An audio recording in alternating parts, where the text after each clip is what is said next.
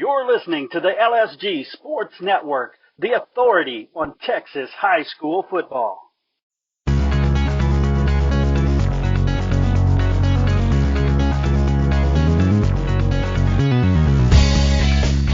Welcome to the Texas High School Football Coaches Show on Lone Star Gridiron. I'm Chris Daly, and it's my belief that the men that make up the fraternity of Texas high school football coaches are much more than a bunch of thick-necked guys with whistles. They do so much more than teach technique and the X's and O's of football. They take young boys and change them into young men of character. They get kids to believe in themselves, to trust others, and to put others ahead of themselves. Texas high school football coaches are unique in how they impact the lives of these athletes as well as the generations those kids touch. In this show, I sit down with a different Texas high school football coach each time and learn about them. Not their record, not their on-field accomplishments, but who they are and what they believe and what it means to be part of the greatest sport in the greatest state.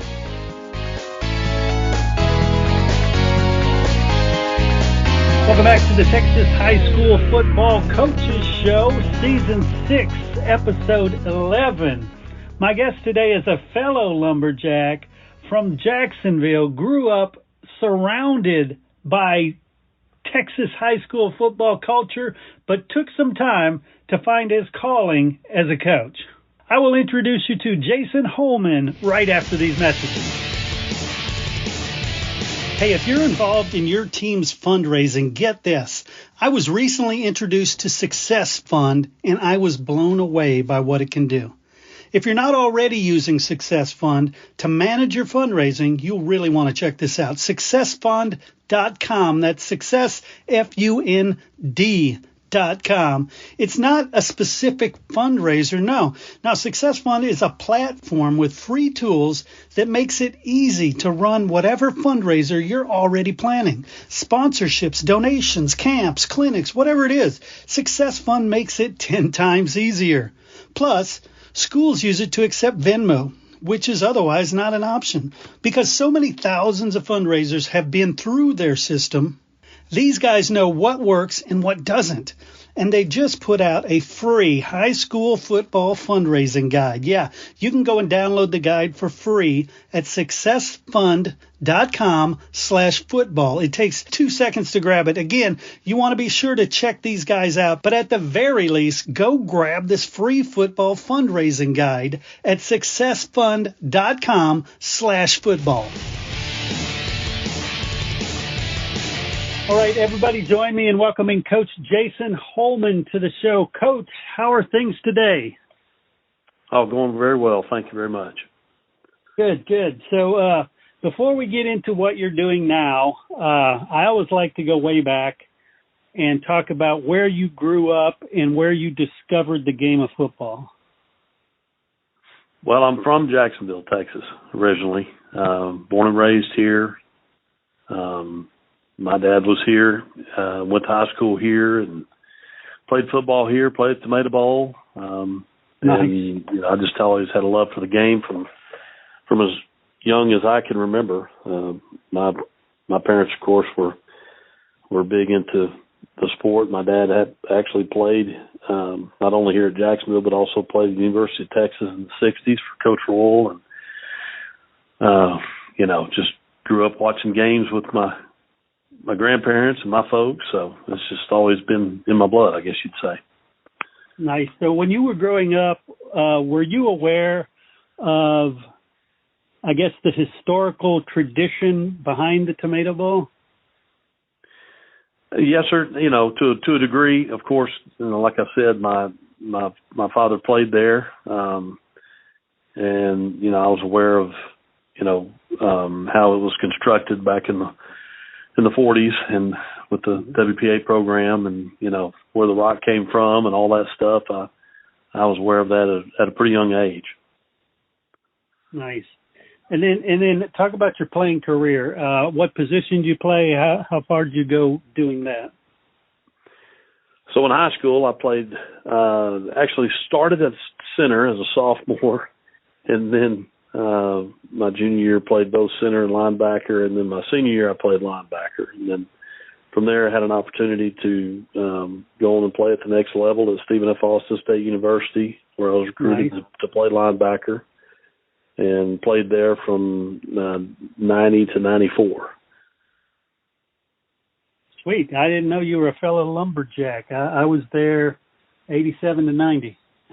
Nice. We were right there almost the same time. Yes, sir. I love it. There's some good times. That's right. And when did you discover you wanted to be a coach?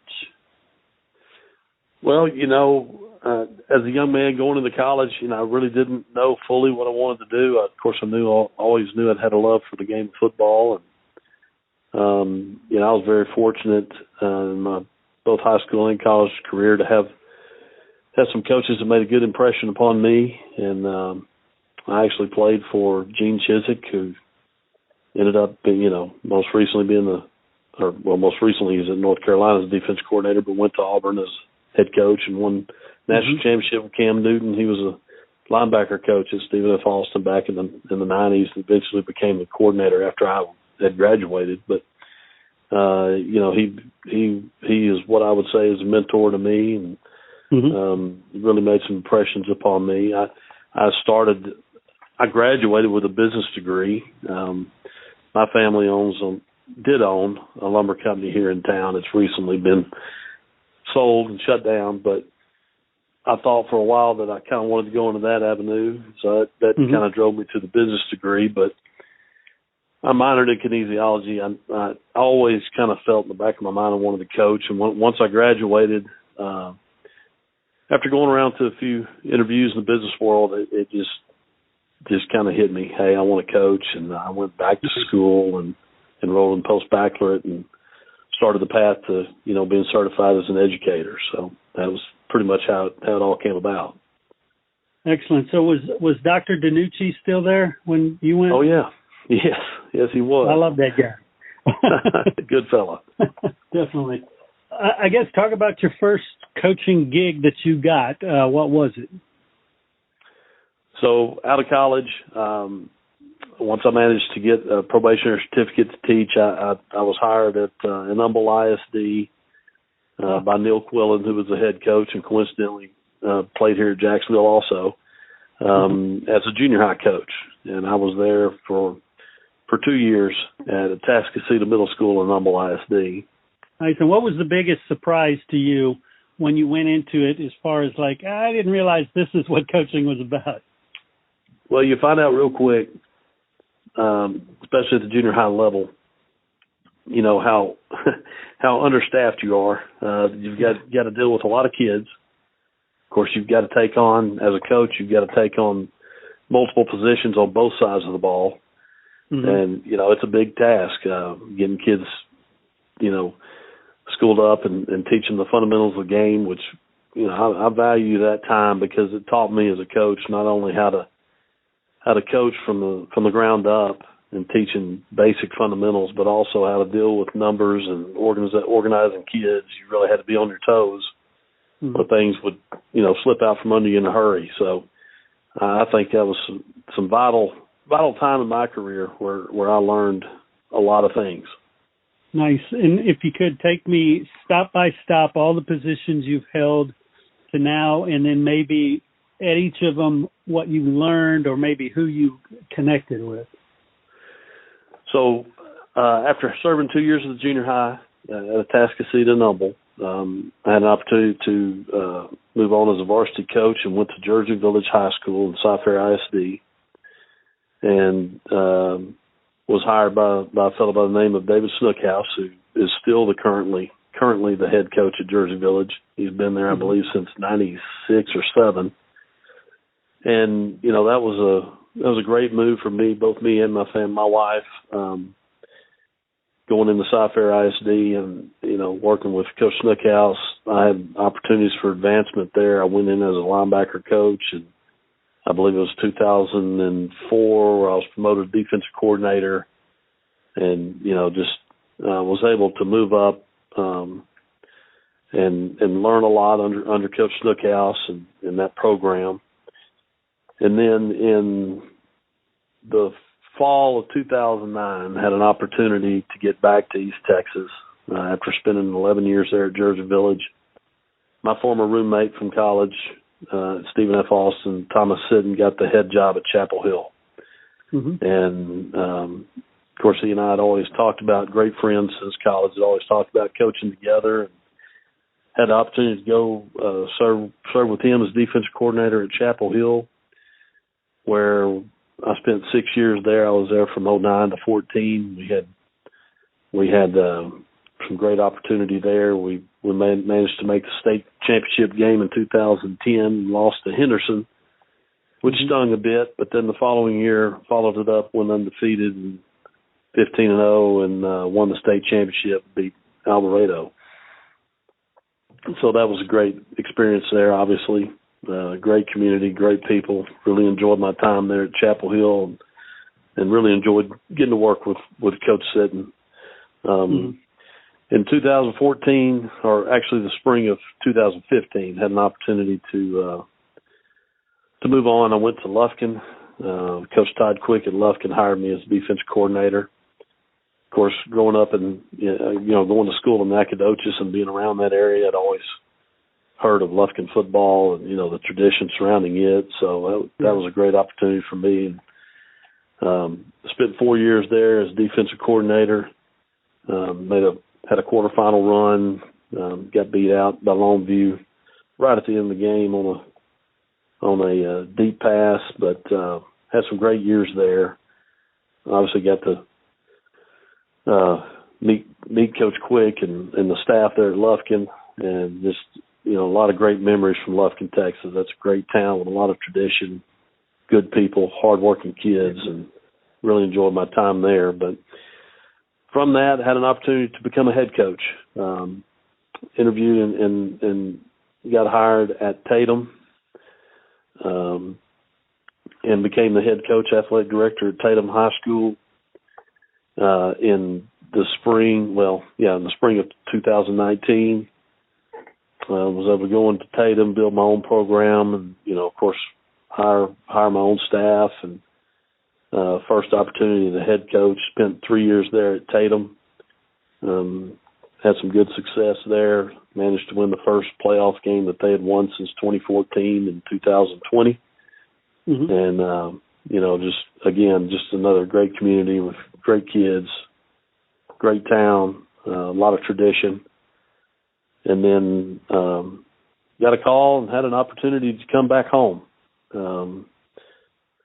Interviewed and was asked to come on as a head coach and athletic director at Jacksonville ISD. And, mm-hmm.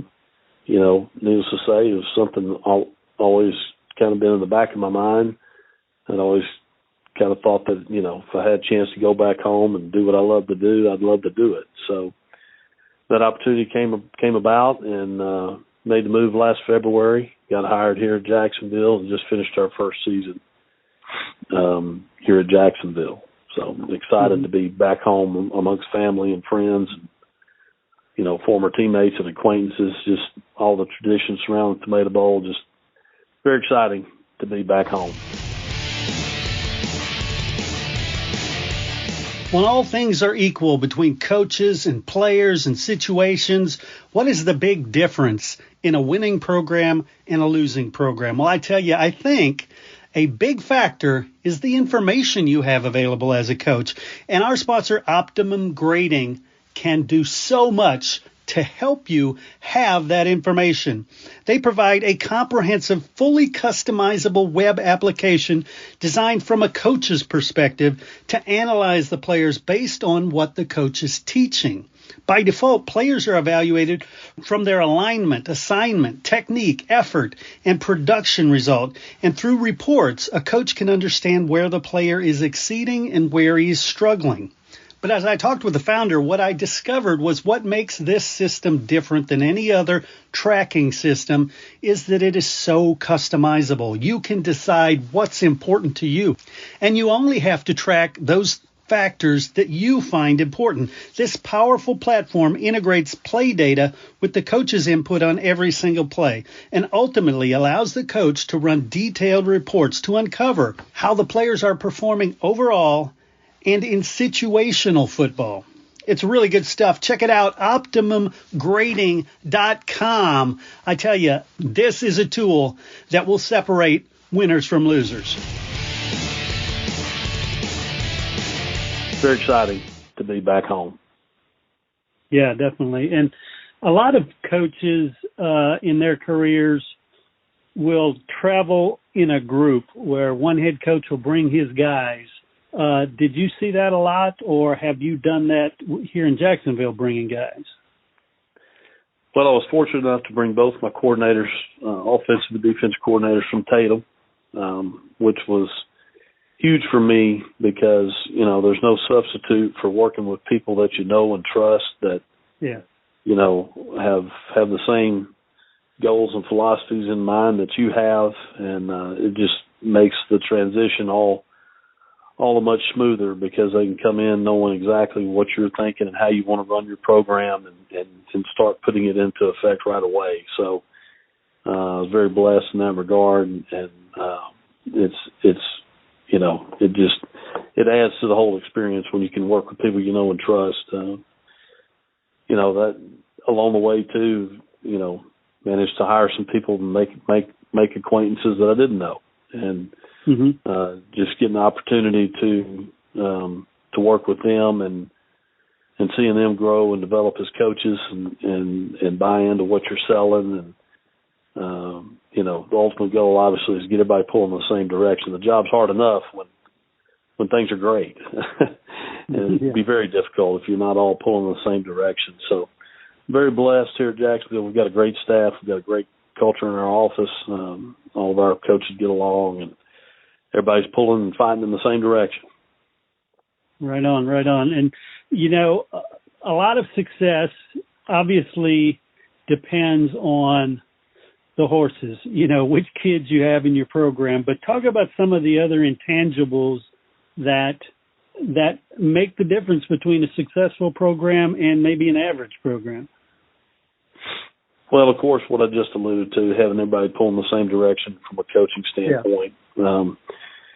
You know, being able to come into a place like Jacksonville and install your program from the floor up. You know, we made some big changes at our junior high here. We've got everything's aligned from junior high to high school as far as, you know, our schemes and what we teach, and you know, giving our kids the opportunity to start learning at the ground level and getting better and better each year. And I'm looking forward to, you know, in the years to come, how that's going to pay dividends, because you know, there's no substitute for repetition and you know, continuity amongst your program. You know, getting the opportunity to come in and set up your own off season and your structure, and you know, all the things that we value as coaches. You know, we tell our kids all the time, it's ultimately for us as coaches, it's not about the wins and losses as much as it is about developing young men to go out and be successful later on in life. And that's truly what, you know, why we do what we do. It's always exciting to have former players come back and, you know, and visit, and you get to see what they go on and do. That's why we're in the profession, and that's what I'm looking forward to here at Jacksonville.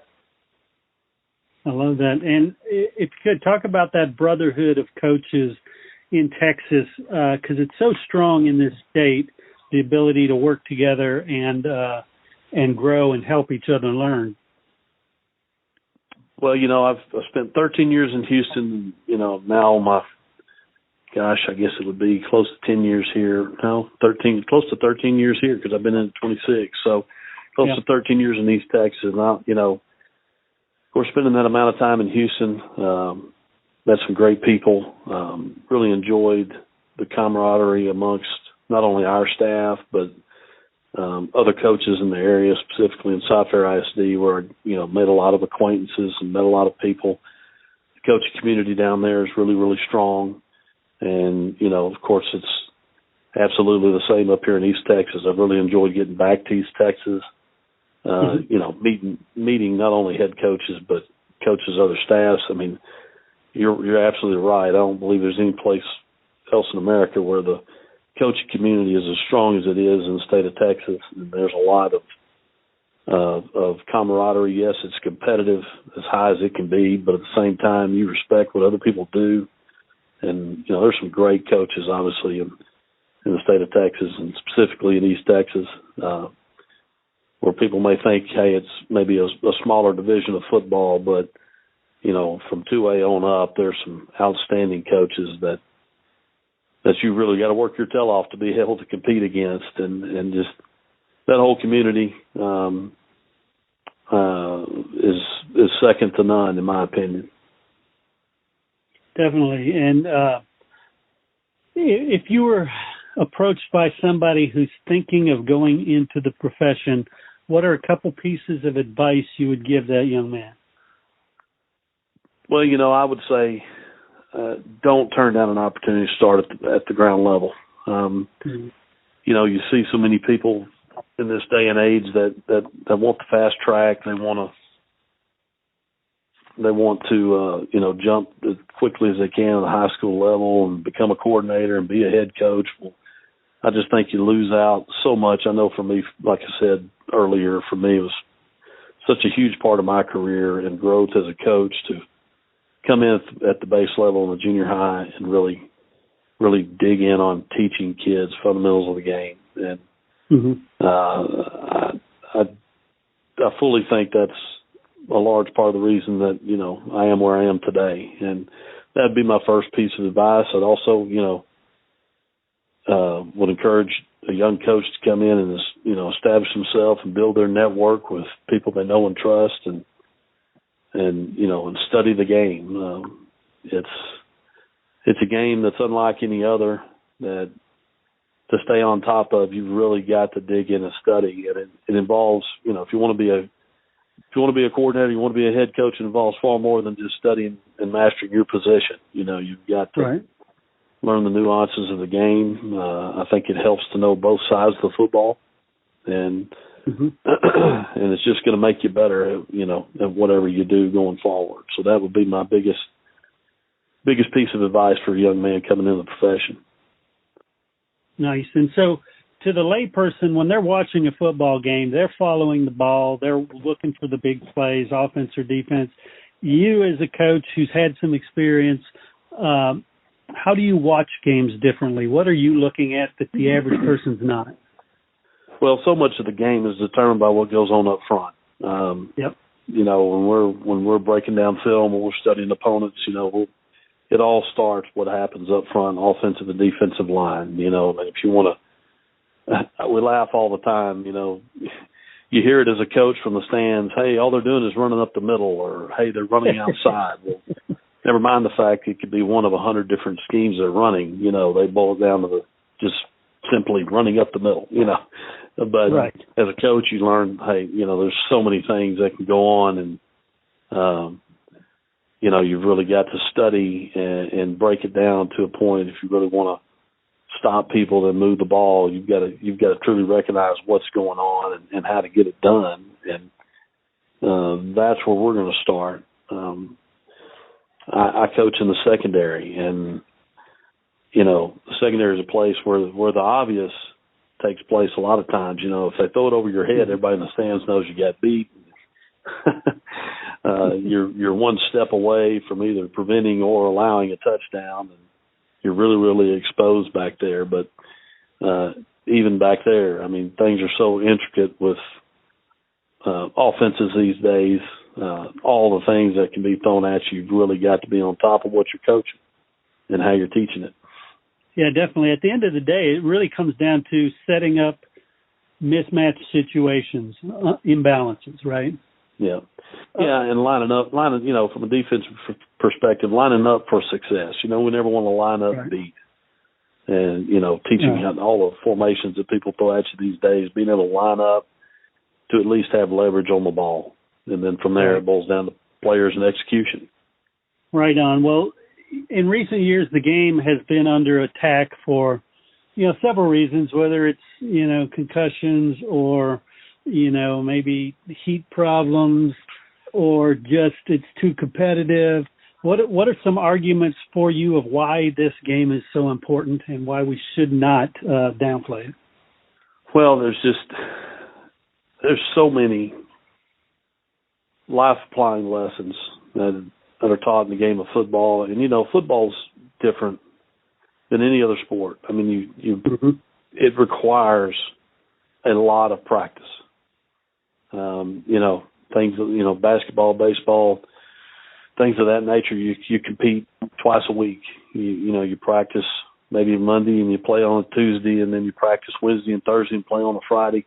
You get a lot more opportunity at the competition itself. In football, you get one game a week, and you prepare, 4 days, 3.5 days for that one opportunity to step out and perform. And it just takes so much coordination with what you're trying to get 11 guys to do on the field. It requires that practice time. Mm-hmm. And, I'd be lying to you if I told you that every practice I ever participated in as a player was fun, but you understand the value of, or you begin to understand the value of the hard work, of course, the camaraderie of team. You can be as good as you want to as an individual, but one man on the field isn't going to win or lose a ball game. It takes teammates, and it takes trust in teammates, and just so many aspects that I know from a personal standpoint what it's done for me in my life and how it's guided me through tough times just in life in general. I want every kid that can to experience that. So when they get out in life, they understand life's not fair and things aren't easy, and you're going to have to fight, claw, and scratch for everything you do. And at the end of the day, you're presented with obstacles, and you either got the opportunity to go over them or go around them. And if you want to stay on track with your goals in life, you've got to learn how to tackle them and not just avoid them. And to me, that's what the game brings out. And I don't think there's any substitute for educating a young man for things to come later on in life. Right on. Coach Jason Holman, I want to thank you so much for sitting down with me, sharing your story and some of your insights. Yes, sir. I appreciate the opportunity. Did you play Texas high school football? If you did, you're part of an elite group, the Brotherhood of Texas High School Football. All football players, past and present, who have ever suited up in the Lone Star State are eligible. Go to LoneStarGridiron.com/brotherhood. And thank you for the part you played in the greatest sport in the greatest state. Until next time, I'm Chris Daly, and we'll see you at the game.